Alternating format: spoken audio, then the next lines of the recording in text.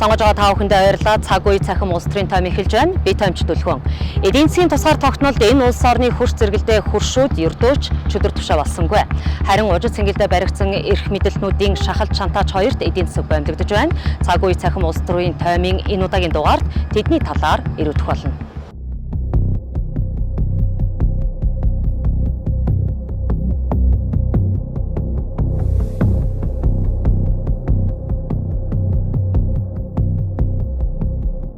Мохор төмөр зам гэх очтой болсон гашуун сухайт ганц мод чиглэлийн төмөр замыг эдийн засгийн эргэлтэнд оруулах гол гарцсан бүгд найрамд хятад ард улстай харилцан тохиролцсон хил холболтын төмөр замын гүүрийг барих явдал 10 гаруй жил урд туршоо молигдож байгаа Монгол Улсын засгийн газар энэ сарын сүүлээр бүгд найрамд хятад ард улсад ажлын айлчлал хийх ерөнхийлөгч хүрэлц өгөхөд ямар нүүдлийг санал болгох вэ? Нүүрчин сайд нарын шантажнаас ерөнхий сайд занд шатар гарч чадах уу? Алгын чинээ амиа барахын цагт эрлэг номоо хааны өмнө тулж ирээд гин нүглээрээ цус хасгаруулахгүй байх эрдэм мэдлэг энэ төрлийн түшээдэд нэн ховорцсон дутмагшил. Тамаа цайтал, элгээ сэг боллоо ухуулж байгаа 5-7 уулыг тойрсон атгах шунлын цуваа нүүрс тээврийн цуваанаас ч хүнд ачаалсаар удаж байна. Орд газрыг тойроод ард түмэн хусам хүртэж цуваагүй. Харин тэдний гээгцэн боломжоор гэмт сүнсээ хооллож байгаа нүүрсчдийн бойкот энэ засгийн газрын гол зовлон болж байна. Гашуун сухайт ганц мод бомтын төмөр замын бүтээн байгуулалтын ажлын хилцээр тэртэг 2014 оноос эхлэлтэй. Улмаар бүгд найрамд хятад ард улсын China Energy гэх төрлийн өмчит компани Монгол улсад ирж гэрээ байгуулснаар өөрсдийн талаас санхүүжилтээ гарган төмөр замаа барьсан байдаг. Харин Монгол улсын барьсан 1.3 тэрбум долларын өндөр өртөг бүхий төмөр зам Хятадын талын барьсан төмөр замтай зөрчигсөн. Газрын байц байрлалаас шалтгаалan зөрсөн гэх тайлбарыг гүйцэтгэгчийн зүгээс өгдөгч сэг ээрсэн тасын сүрэгт хоол болгон шидэж өгмөр өс этгээдүүд Монгол төрийн сүрээр дураараа наацсны гор гэлтэй. Хэн нэгэн хувь улс төрчдийн амиа хоохолсон ашиг сонирхлын балагт хилийн чанддах Монгол улсын үнэлгээ улам буурсаар байна. Уршигт нь эдийн засгийн тусгаар тогтнолд харанга дэлдэж эхэллээ. Урьдчилсан тооцоололоор гашуун сухайт ганц модын төмөр замын хил холболтын гүүрийг барьж нүүрс тээврийг эрсдэлгүй найдвартай урсгалд оруулснаар дагалдах төмөр замын ажлууд урагшлахын сацуу зөвхөн 5-7 ордоос олборлох нүүрсний экспортыг 70 сая тоннд хүргэх боломжтой гэх таамгийг хамтарсан засгийн газраас танилцуулж байлаа. Тэгвэл нүүрсний экспортыг нэмэгдүүлэхэд хэнд ашигтай хийгээд ашиггүй байх вэ гэдэг асуултын ёсоор урган гарч ирнэ. Олдсны эхийг нь ард түмэн Монгол улс өөрөө хүртий гэвч эрх мэдэл албан тушаалын давуу байдлаа ашиглан сэвсээ өтгөрүүлж суугаа нүүрсчдийн бойкот нь үндэсний язгуур эрх ашигаас ч давсан сэдв болсоор удаж байна. Эрдэнэс 5-7 компани X захирал ганх хуйгийг ялаллаа гэд ард түмний алдагдсан боломжийг нөхөж чадсангүй. Тэр бол жинхэнэ нүүрсчдийн бүлэглэлийг халахвчилсан дүрэл байлаа. Монгол улсын ерөнхийлөгч Ухнагийн хүрэлц өгөх нь энэ сарын 30-нд бүгд найрамд хятад ард улсад ажиллана. Энэ ажлын айлчлалаас өмнө Зандарштрын засгийн газар санхүүжилтээсээ болоод гацаанаасаа хөдөлж чадахгүй байгаа гашуун сухайт ганц модны төмөр замын хил холболтын ажлыг хөдөлгөх хариуцлагад татагдаж эхэллээ. 2018 он төмөр замын асуудлыг олон жил ярьж байгаач одоо хүртэл гацсан хിവэр байна. 5-7 төсөл гэдэг нүүрсээ дэлхийн зах зээлд гаргах асуудлаа. Дэлхийн зах зээл төмөр замаар л гарна. Төмөр зам барьснаар ганцхан нүүрс тээвэрлэх бус манай гадаад зах зээлийг өргөжүүлнэ гэж үзэж байгаа хэмээн ярьж байсан байдаг. Монгол Улсын 34 дахь ерөнхий сайд Зандарштрын парламентын спикерээр ажиллаж байхдаа дээрх мэдээллийг хийж байсан юм. Түүний энэ бодлого гүйцэтгэх засаглалын танхимд биелэлээ олох эсхийг цаг хугацааны шалгуур гэхээсээ илүүтэй Монгол Улсын эрх ашигыг хэддүгээрт эрэмблэхээс нь хамаарах болчлоо. 7 жилийн өмнөх байр суурийг нь ажил төмөр замын гацаадаг бус гараанаас нь хөдлөгдөг ерөнхий сайд байх үүрэг түүнд байх учиртай.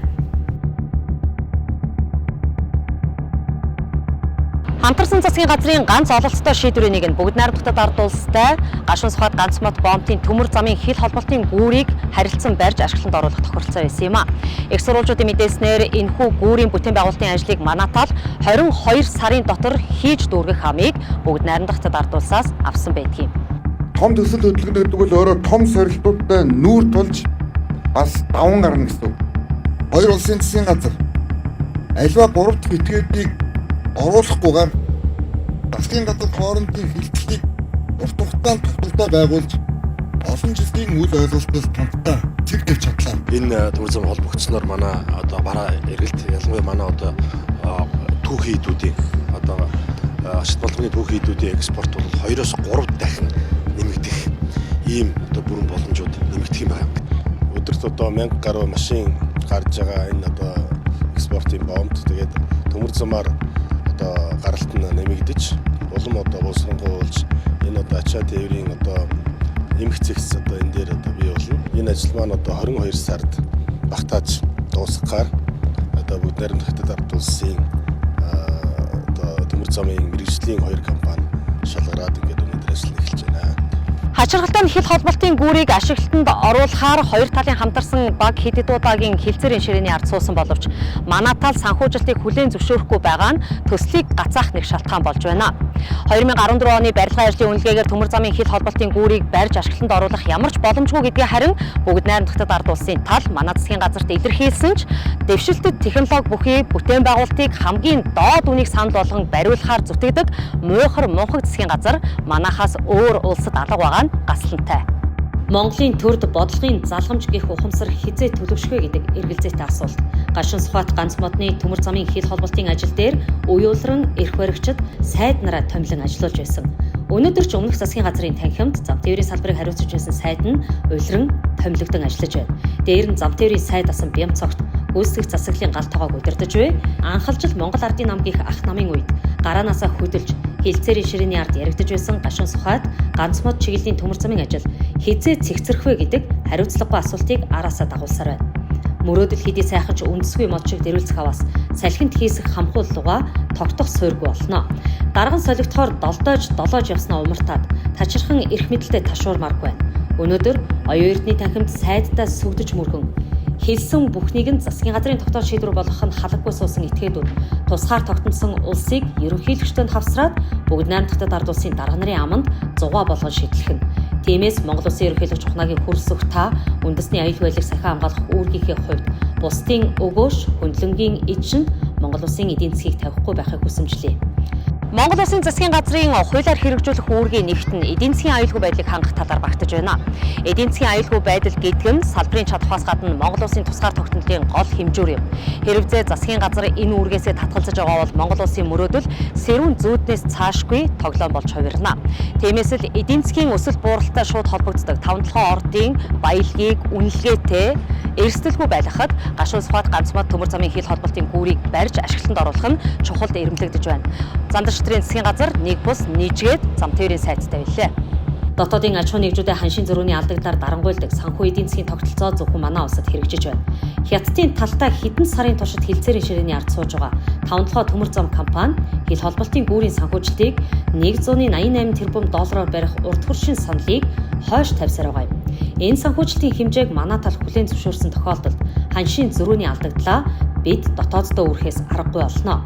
Үүнийг мэдхийн дээдээр мэдэж буй Бямцогт гэх этгээд засгийн газрын хэрэг эрх газар хэмээх гал тогоонд ахлах тоогоочийн ажил хариуцаад сууж байгаа хэрнээ. Үндэсний язгуур ашиг сонирхлыг хангах дотоод таатай нөхцөлийг хангаж чадахгүй суугаан түүнийг энэ албанд тэнцэх үгүйг дэнслэх хариуцлагын тоолуурыг эхлүүлж мэдхээр болоод байна. Цаг үе цахим улс төрийн таймын шинэ дугаар таамтай үзэгч та бүхэндээ баярлалаа. Дараагийн дугаараар дахин уулзъя. Би таймч Дүлгөө.